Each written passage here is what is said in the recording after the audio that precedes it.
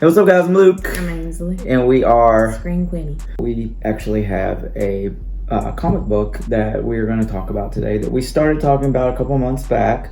The first issue came out like last June, and then we said we were going to like review when it got to 6 because it was going to be a 12-issue series. Well, they took like 5 months off. And they've come back now with issue 7. So we're going to go ahead and do our review of like the rest of it from 2 through 6. I believe the first time that we reviewed just that first issue, I think I gave this thing like a 4 screens or something. This is a book by the ingenious James Tynion IV, who also does Something is Killing Children, House of Slaughter.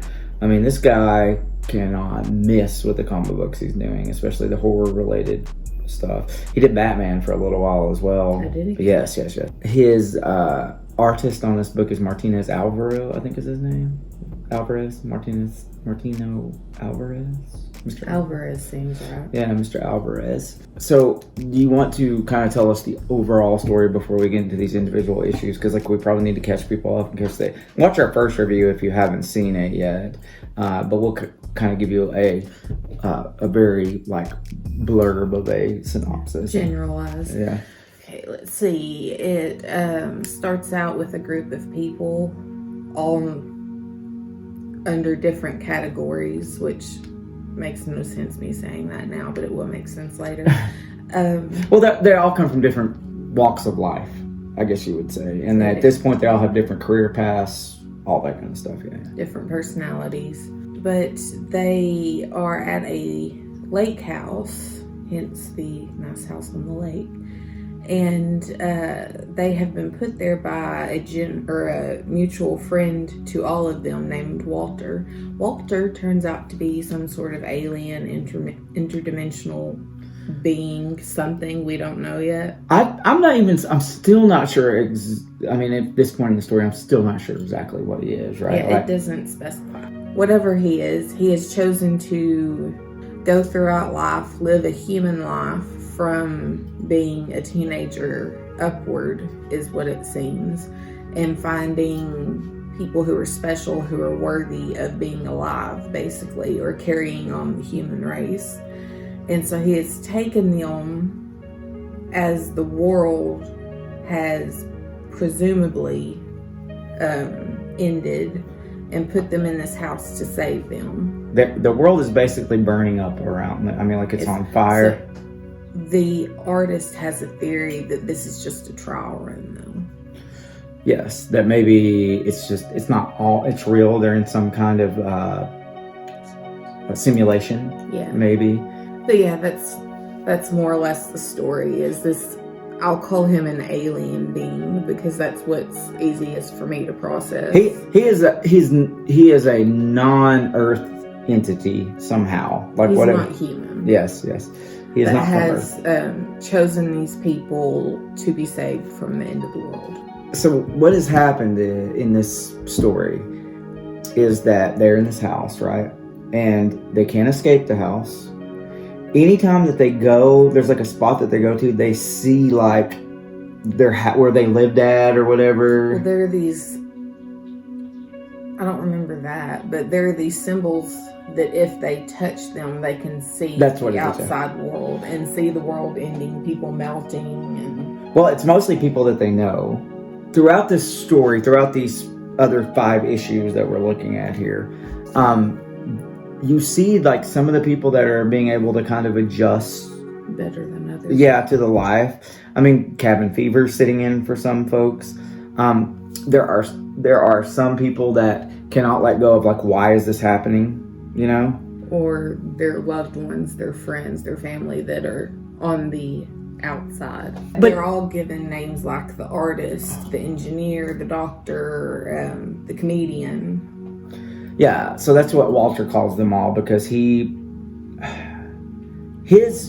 identity for them is what they can pretty much add to the society or whatever the new society is going to be, right? Like they have to prove themselves worthy and useful. There are some that they just keep questioning stuff, and they kind of get together and decide that like they want to see what happens if they walk so far like a certain way, right? Like because they thought they saw another where house. The perimeter is, and then they think somebody thinks they see another house.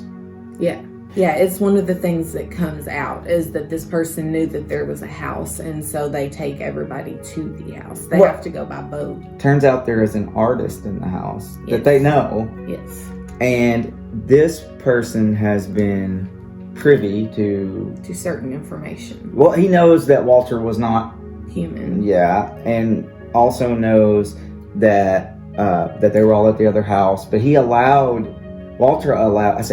Walter had allowed the artist to stay there and to paint, and that was like part of the deal, I guess, was that he didn't want to be separated from the rest of the group, and he was hoping that the rest of the group would find him, and he even made a joke about, I didn't think it would take you this long to find me. I thought you would figure it out before then. And something about the artist, he's also gotten transcripts of like all the conversations that everybody had in the house. And so that is what throughout the book you see these transcripts. Like throughout the issues you see these transcripts, and in that issue, which is I think the last issue actually, like this number 6, yeah, the last one that we've gotten to, you find out that he was the one that was seeing up. That's where you're getting all these transcripts from. He's the one reading these, so he knows what's going on. So we get to the end of this 6th issue. Mm-hmm. And when we get to the end of this, so everyone's kind of found out what's going on. They're finding out too much too fast, and Walter, for whatever reason, I don't quite understand the reason why he doesn't want them finding out, because you would think them finding out would make them even more worthy, but he doesn't want them to find out what's going on, and since they are finding out, then he basically shows up and he does the forget thing with all of them. Mm-hmm. So at the end of this midpoint of the story, Walter clears everyone's memory, and you wind up seeing the artist back in her room painting, right? Mm-hmm. And at least gives the perception that they also do not remember. Yeah, it doesn't make it clear because the artist is speaking to another one of the group, and he's painting a picture of Walter, and the other person asks what it is, and he says, I don't know, maybe it's just a dream I had. So you don't know if he's lying to that person or if he actually has also forgotten. All that being said, there's where we're at on the story. I know that was a long time for us to talk, but we had a lot of content to go over here. We may try to break up the next ones into like 3 issues, go split them in half or something, because that was a lot. But I knew they were going to be taking a 5 month break, and so I wanted to make sure that we kind of gave ourselves some time and to kind of know what was going on, because that first issue was really good, but then it was very, very non-informative about things. I mean, a lot, like it kept a lot under its hat. I feel like the way that this is working, which is, it's fine, and I don't dislike it because of it, but I feel like it's like you get a little nugget here, little nugget here. It's like you're getting breadcrumbs, and I feel like we're going to continue to do that until that 12th issue, which is going to be like, bam, like, hit you with everything, like right in the fucking face. But I did want to mention maybe a couple of problems that we had with the book right now, because you're 6 issues in, and at this point, you're kind of seeing some of the complications with things, maybe. So do you want to talk about yours first? Because my issue with it was how many characters there were to keep up with, because I found that difficult, and I found that took away from the story. I like the overarching story and the story with Walter and kind of what he's trying to do. I understood that better than I understood the individual character stories. Now, we still don't know what all of this is, right? Like the appearance is that the world is burning down around them, right? And it sure is taking a long time to burn down. At this point, he wiped their memory of all this, right? So what if none of that is what's going to happen now? Like, what if that wasn't working, like whatever he was doing there? And so now he's like, well, this time, because it almost seems like he is almost kind of like a godlike figure in some ways. To them, he is. Yeah. He's functioning on a different. He's existing on a different plane. He controls their lives, their existence, as a god would do. But then he also runs into the free will aspect of things, right? Like we were talking about that before we started recording. There is the issue of him allowing them to get things that they might be able to harm themselves or commit suicide with or whatever. And even though they try to do it, it doesn't help.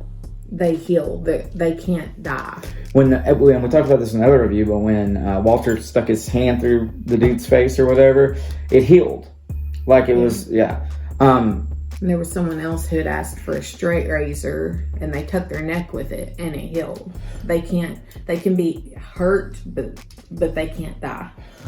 And they also can't, for some reason, like you were also saying, when it comes to that, when they write down on the piece of paper what they're wanting, somebody wanted their family there, or their family to be alive, or whatever, and that couldn't change. Right. So there's the appearance of free will, right? Right, but he ultimately controls everything. Yes. The free will is to a point. So we have that kind of the free will versus a domineering entity, let's say, where, when you look at most religious sects aspects of things, it's like, you have to do these certain things or you're not accepted into this certain club and all that. And these people have been chosen supposedly for their worthiness, but then they're being tested even further because is he wanting to find the worthiest of the worthy? I mean, like, what is we don't know. Well, that's why, and I don't even recall if we talked about this before or after we started recording, that the artist has a theory that the world hasn't ended yet, that it's all just a simulation and they're being tested. Yes, yeah. And that's what I'm like. It's almost like they're in the Matrix or something like that. Like, yeah. that it's a simulation. Are they in their own personal hell?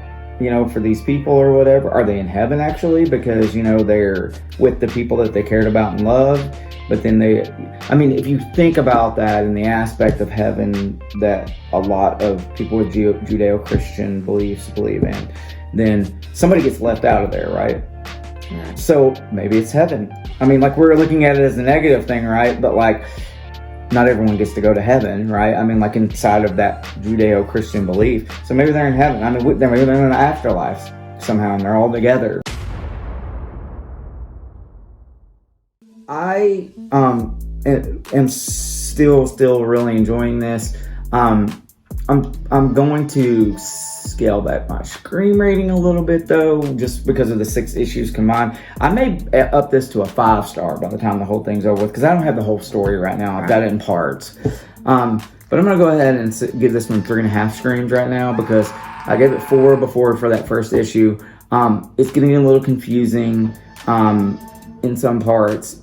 I don't know what's going on with this, and if this all just winds up continuing to be like he clears a memory. Who is his overlord if there's no limit to his power and how many times he can do that? So what's your Scream counter rating going to be? My rating is probably a 3.5 as well, just because it's so difficult to track all the characters.